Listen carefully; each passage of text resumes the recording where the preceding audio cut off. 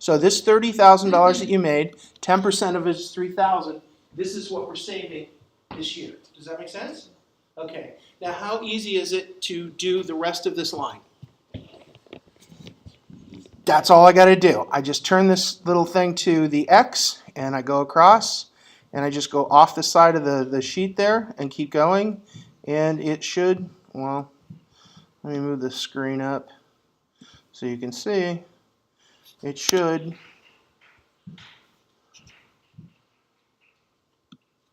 just keep going. Sometimes they're stickier than others.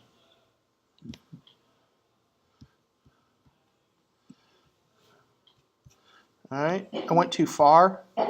Clearly I went too far here. So I'm just going to window these cells in and delete them. Now we stopped here at the last year.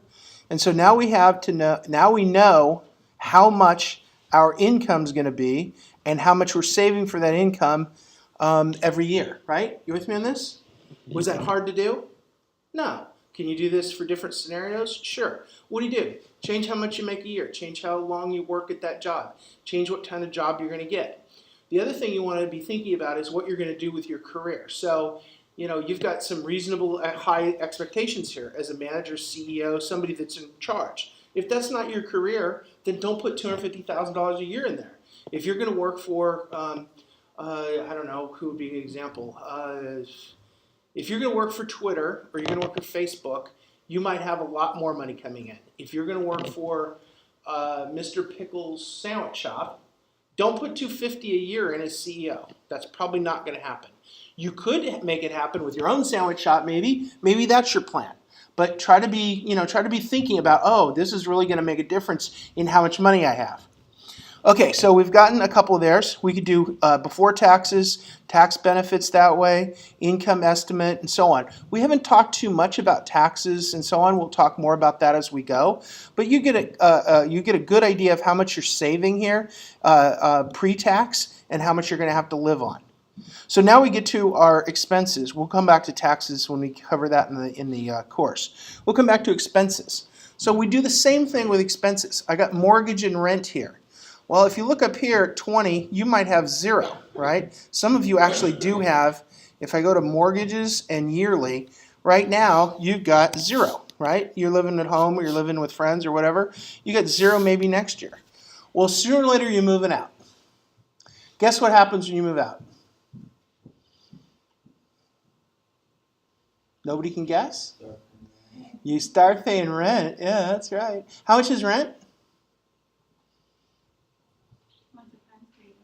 Yeah. So you're making $30,000 a year. How much can you afford for rent? Just in a guess. Can you afford $5,000 a month in rent?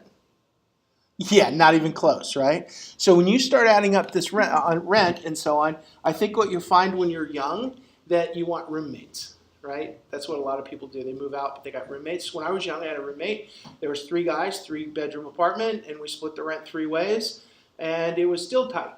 But if I had a single apartment by myself, I wouldn't have had any food. So you've got to adjust for your budget as you go. So you're saving good money, that's great. And we've got something for rent. So when you start guessing, okay, when I start out with rent, how much can I afford? Gosh, I don't know, maybe say, let's say, we're going to do this monthly. So let's say $700 a month. And then yearly, how much is yearly going to be at $700 a month? How would we figure that out? Equals this. Now, do we want to put a multiplier in there, or do we just know that every time it's yearly, it's 12? Are we ever going to change yearly from a 12? No. So we can go ahead and put 12 in here if we want. So we just put in times 12 equals, and we get $8,400 a year. And then we go over here and we say, okay, that's not in 2020. That's actually going to happen in 2022 because we're going to have 0 in here. So we take this and we cut it and we paste it and we just leave the 0 in here, right? So we've got the $8,400 for our first couple years rent, and then the rent's going to go up, right? How fast does rent go up? 5%? 3%? 5%. 0.05. So 5% here. So what's the next year's rent going to be? Equals this times parentheses 1 plus C. Well, I don't have to do that. I can just do plus this, C14, and then put in the dollar signs, and then end the parentheses and hit enter. So now I get 88.20, and we're going to live on 88.20. We're probably going to live that way until what? Yeah, until we get a better job, right? Whoops, my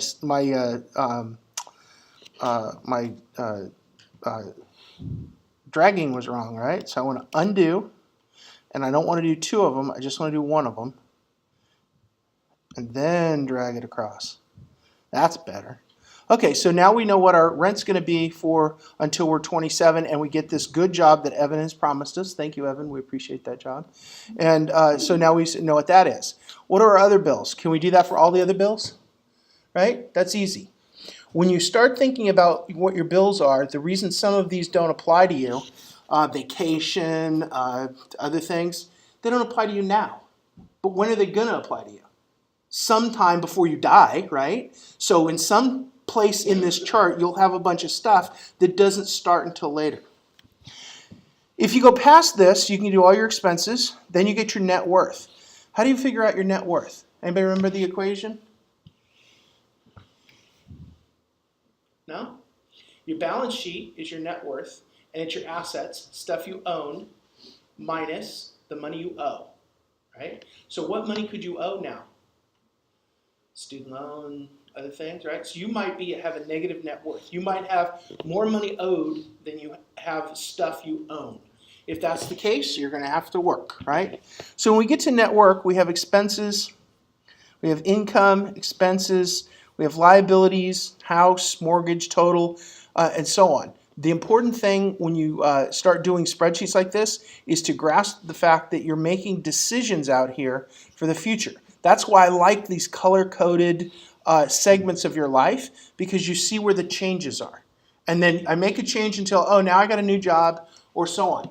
What would be another example of where one of these big color-coded life changes would happen?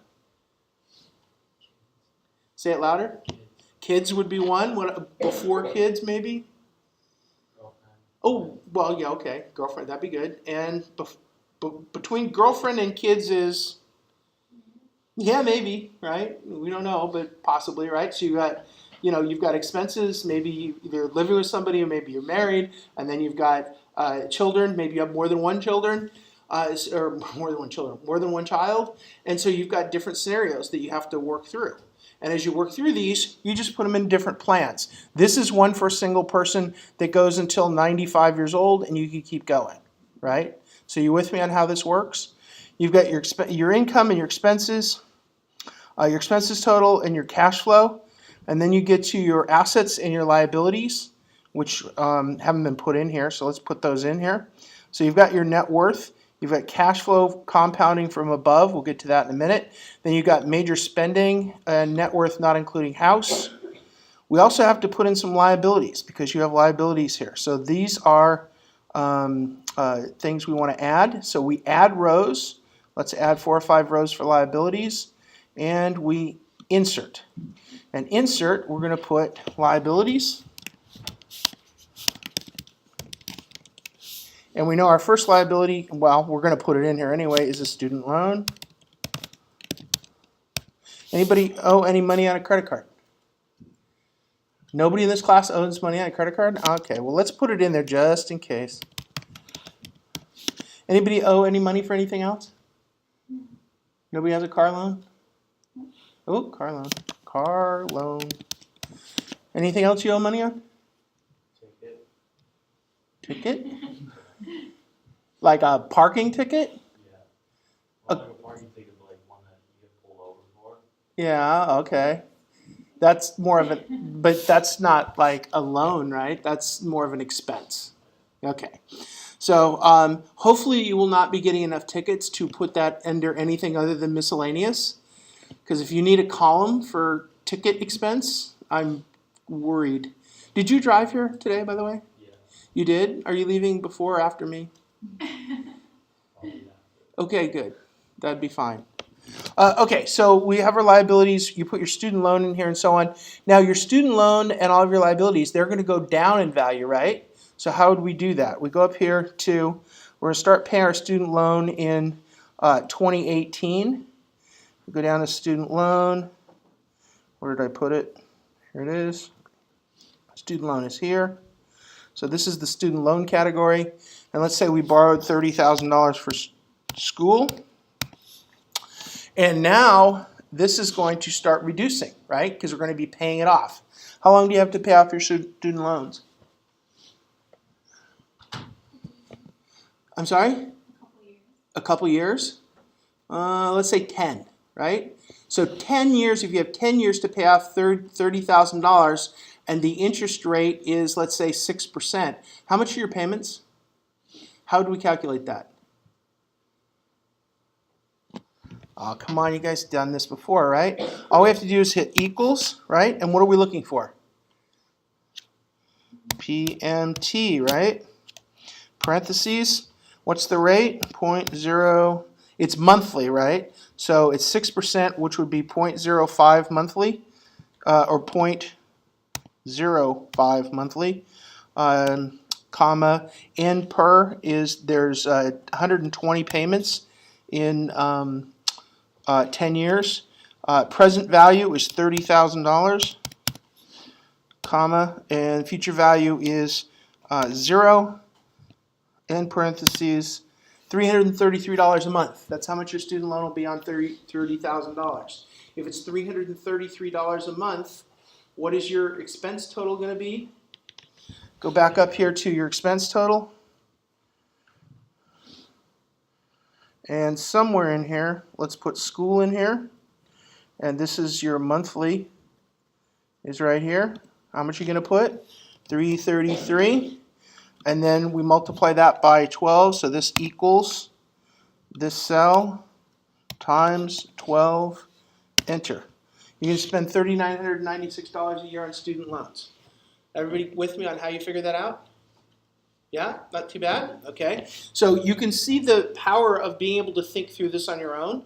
If you think through this on your own and you can figure this out for yourself in this class, you'll be able to do this for the rest of your life and for everybody else you know and your kids and your grandkids. And this is the most important lesson.